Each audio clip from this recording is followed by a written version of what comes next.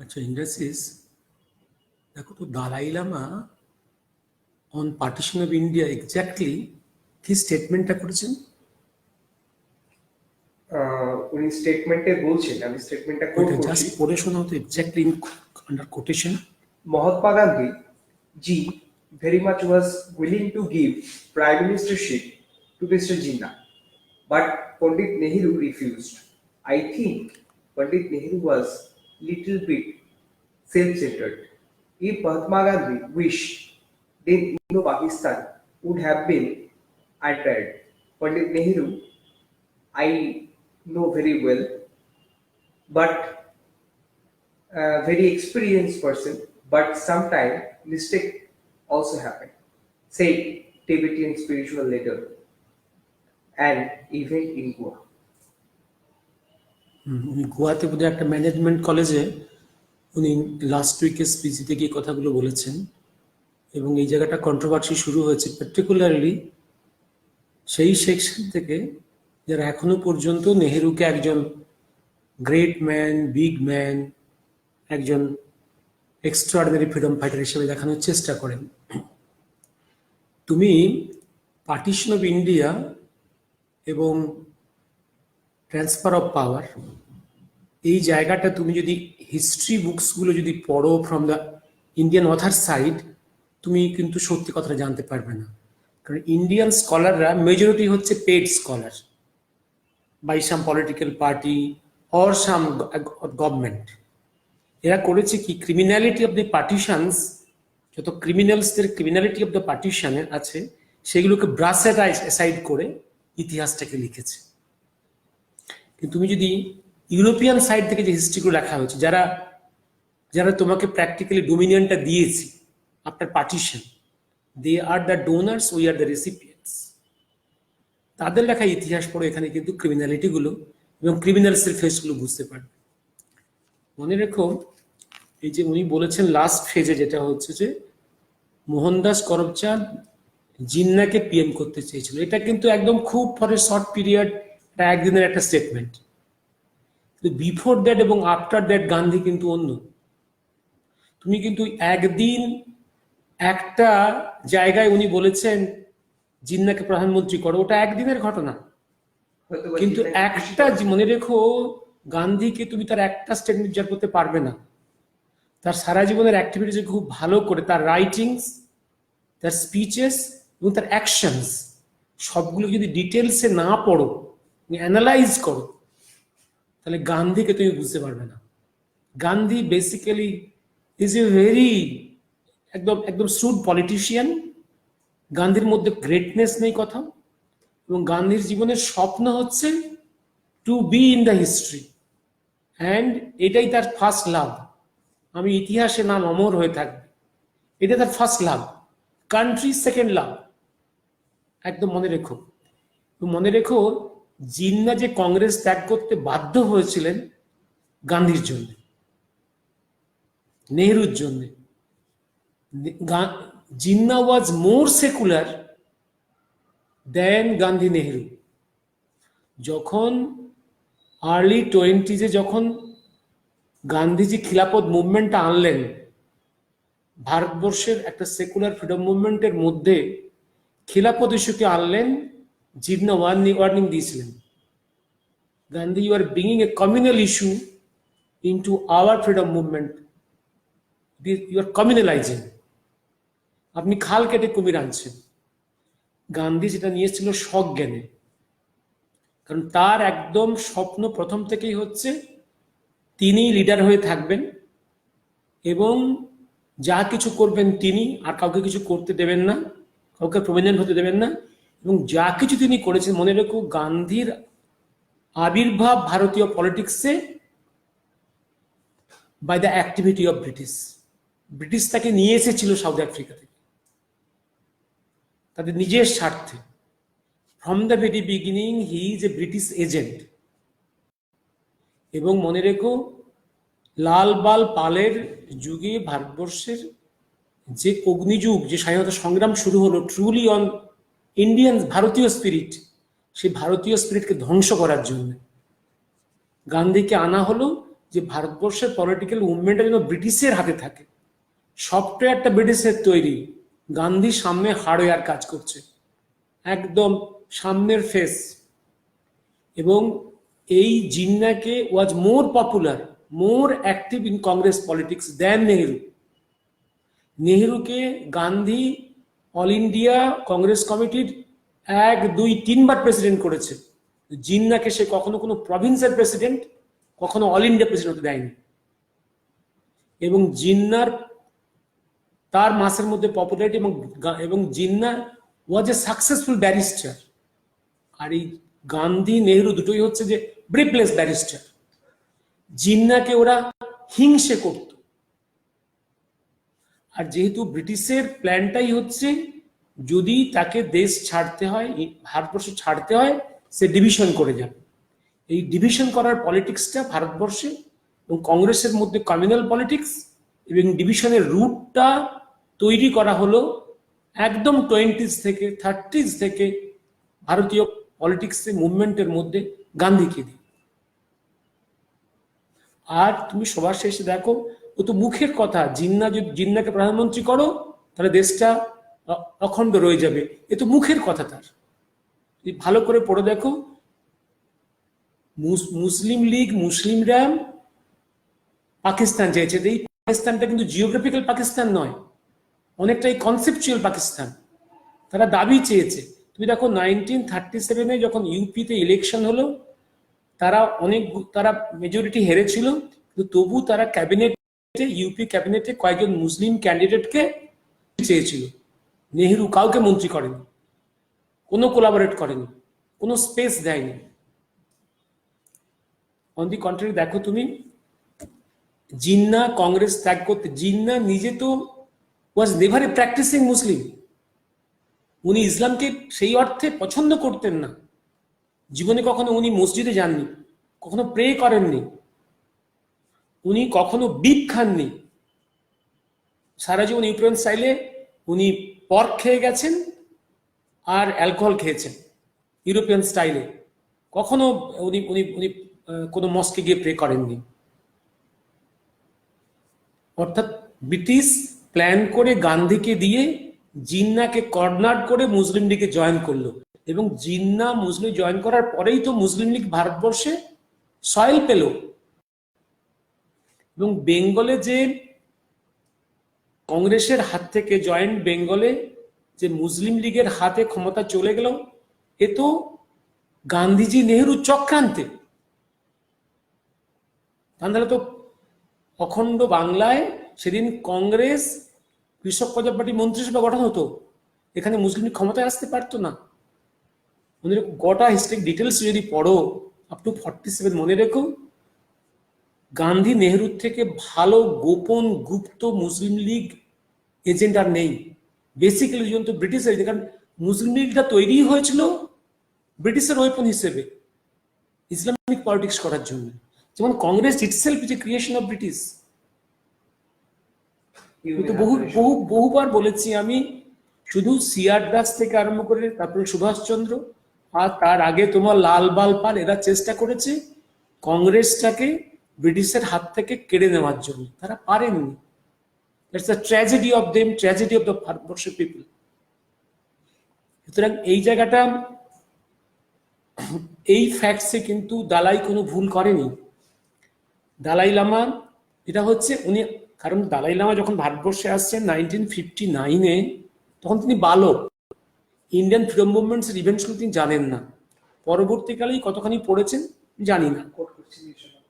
এবার পরবর্তীকালে এবার কিন্তু এটা তো সত্যি কথা, গান্ধীকে, নেহেরুকে কংগ্রেস ওয়ার্কিং কমিটির এবং কংগ্রেস এআইসিসির প্রায় প্র্যাকটিক্যালি কেউ চায়নি আজ প্রাইম মিনিস্টার অফ ইন্ডিয়া। সেখানে তারা চেয়েছে প্যাটেলকে, বা চেয়েছে কৃপালনীকে, বা রাজেন্দ্র প্রসাদকে, কিন্তু অনলি গান্ধী চেয়েছে নেহেরুকে। কারণ কেন চেয়েছে? কারণ নেহেরুকে ব্রিটিশের বেশি প্রয়োজন, নেহেরুকে প্রয়োজন ইউএসএর। এবং নেহেরু যে পিএম হবে, তো 46-এই ওয়াশিংটন এবং লন্ডন থেকে তাদের পেপারসেই তারা চিৎকার করতে শুরু করেছে। কারণ Nehru is the choice of the USA, UK. সেই চয়েসটাকে এক্সিকিউট করেছে নেহরু, গান্ধী।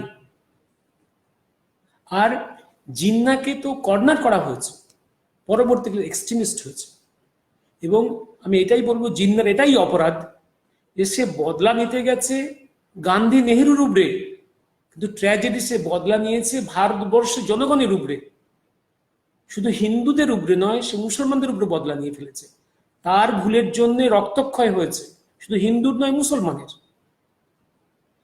আমি আবার বহুবার বলেছি, Jinnah is a criminal, but higher criminal is Gandhi আর নেহরু। এই জায়গাটা কিন্তু কোনো ভুল বলেননি তোমার হ্যাঁ, তিনি পরবর্তীকালে আবার রিট্র্যাক্ট করেছেন, উনি ক্ষমা চেয়েছেন। আর ক্ষমা চাওয়ার ল্যাঙ্গুয়েজটা দেখো তো কি আছে। Yes.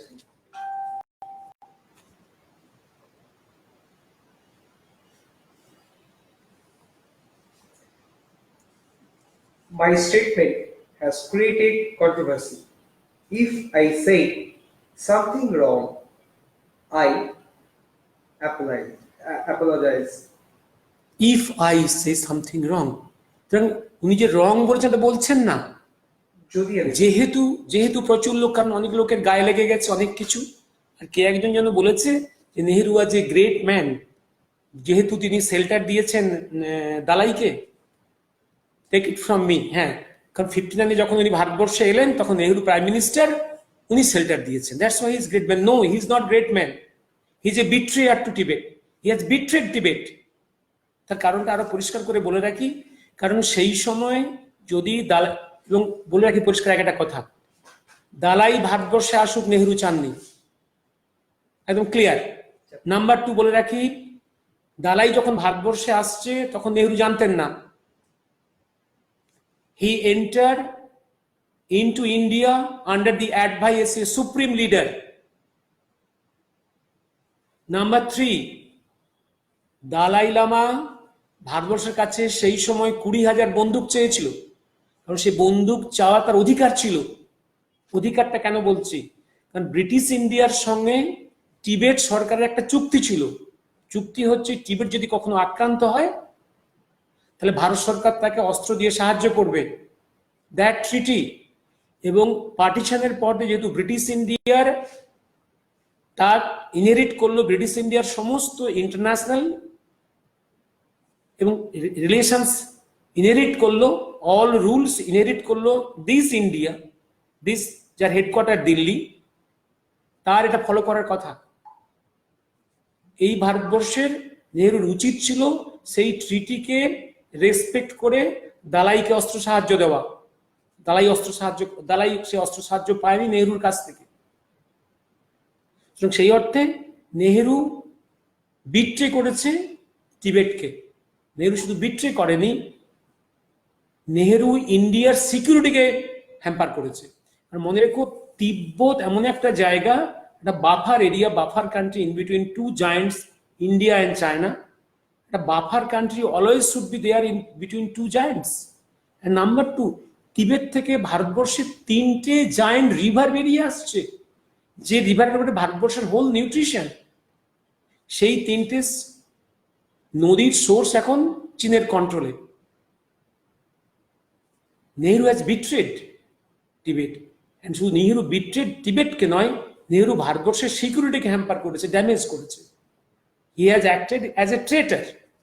শুধু তাই নয়, পরবর্তীকালে আরো দেখো না তুমি, যখন আমেরিকা চাইছে ইউএনওতে ভারতবর্ষের সিকিউরিটি কাউন্সিলের পজিশনটা, তখনও সে সেটা নেয়নি, চীনকে দাও। তার কারণটা হচ্ছে, তার মনে রেখো, এই সমস্ত অ্যাক্টিভিটিদের মূল কারণটা হচ্ছে নেহরুর ভীতি। ভীতি হচ্ছে একটা ভূতকে ভয়, একটা ভূতকে ভয়।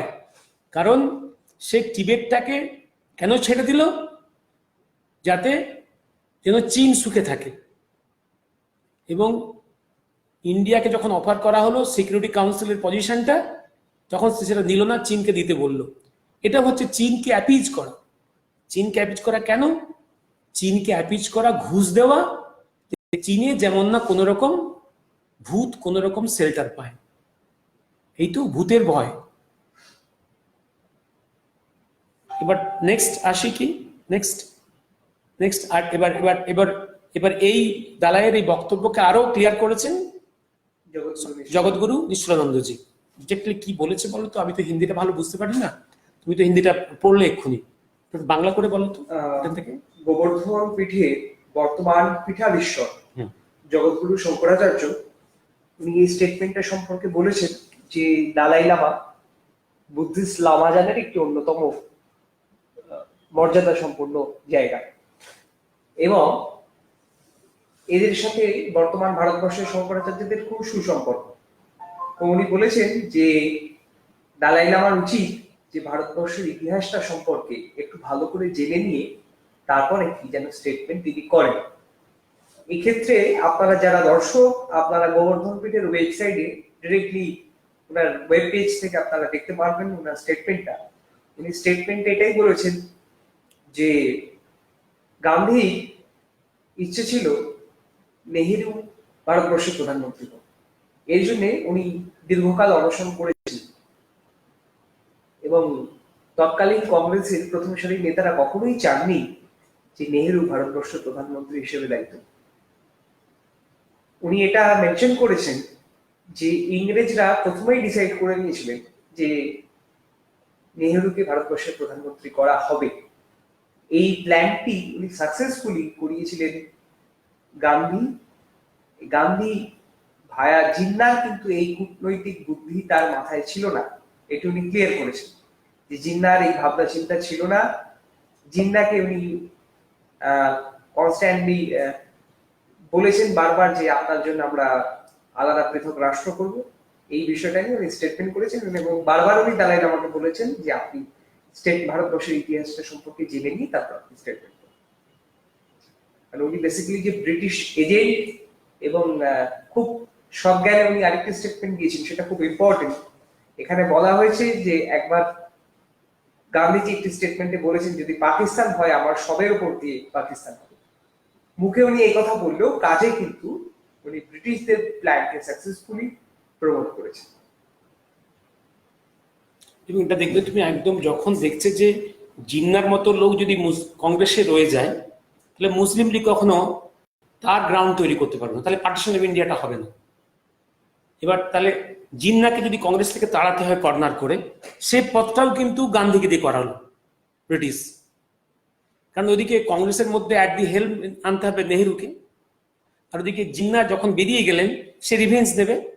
সবকিছু কিন্তু ব্রিটিশ মেকানিজম, এই সবটাকে এক্সিকিউট করছে কিন্তু গান্ধী। এবং পরবর্তীকালে এই যে ভাব দেখাচ্ছে হে জিন্না তুমি পিএম হয়ে যাও, এগুলো সব নাটক। কারণ ওই সময় তুমি দেখবে কয়েক মাস ধরে গান্ধীর সকালে এক উক্তি, সন্ধ্যেবেলা আরেক উক্তি, ডায়াগোনালি অপোজিট। ওই মানুষটার আমি তো বলছি কথা দেখে তুমি কিছু বুঝতে পারবে না, ওর কথা দেখতে হবে, ওর লেখা দেখতে হবে, এবং অ্যাকশন দেখতে হবে, সবগুলোকে ক্রিটিক্যালি ভালো করে অ্যানালাইসিস করতে হবে। আর তুমি দেখো না, সব থেকে তুমি রেডিও স্পিচ অফ সুভাষচন্দ্র 1945 এর আর্লি উনি বলেই দিচ্ছেন যে গান্ধী তো জিন্নাকে কথা দিয়েছেন পাকিস্তান দেবেন, তো উনি পার্টিশনের সুভাষচন্দ্র 3 বছর আগে কি করে বুঝতে পারলেন, 2 বছর আগে বুঝতে পারলেন কি করে, 2 বছর 2.5 বছর আগে? He has that information. He gave that speech from Singapore radio station. আর তার মতো মানুষ গান্ধী কি জিনিস খুব ভালো করে জানেন।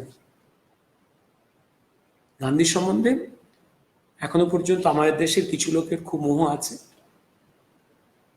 এটা ট্র্যাজেডি। পার্টিশনের প্রধান ব্রেন হচ্ছে, যে মূল ব্রেনটা হচ্ছে, একদম ব্রেনটাই হচ্ছে তোমার, কারণ ব্রিটিশ ভারতবর্ষ থেকে চলে গেলে ইন্ডিয়াকে ভাগ করে যাবে, যেমন সে করেছে একসময় আয়ারল্যান্ডকে, যেমন সে একসময় করেছে প্যালেস্টাইনকে।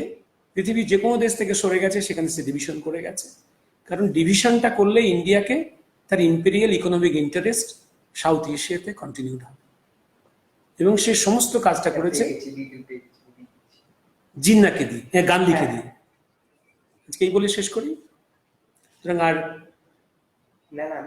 আর একটু বলে রাখি, নিশ্চলানন্দজি পুরী শঙ্করাচার্য কুলের শেষ শঙ্করাচার্য,